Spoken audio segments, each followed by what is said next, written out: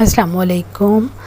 آج جس صحابی کے بارے میں پڑھنا ہے وہ ہیں پہلے خلیفہ حضرت ابوبکر۔ حضرت ابوبکر حضور صلی اللہ علیہ وسلم کے یار غار بھی ہیں اور حضرت ابوبکر حضور صلی اللہ علیہ وسلم کے سسر بھی تھے۔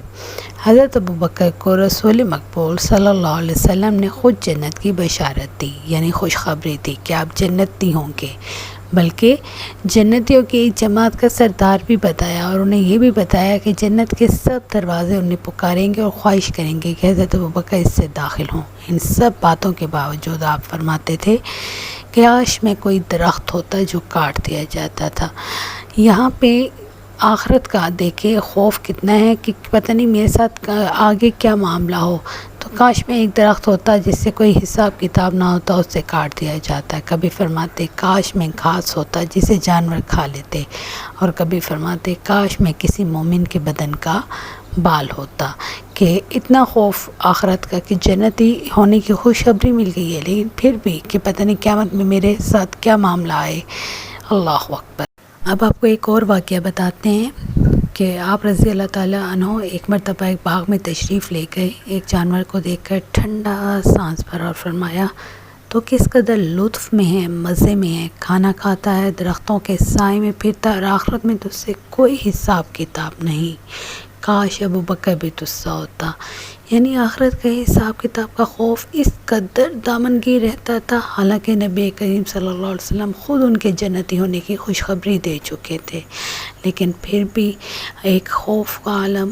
تو اللہ تعالی ہمیں بھی خوف آخرت رکھنے والا مسلمان بنائے، آمین۔ اس ایک مرتبہ ربیعہ اسلمی سے حضرت ابوبکر کسی بات پر جھگڑ بیٹھے اور انہیں کوئی سخت الفاظ کہہ دیے، پھر فوراً انہیں خیال آیا کہ وہ اپنے منہ سے سخت لفظ کہہ گئے ہیں، چنانچہ ان سے کہا تو مجھے بھی یہ لفظ کہہ دے تاکہ بدلہ اتر جائے۔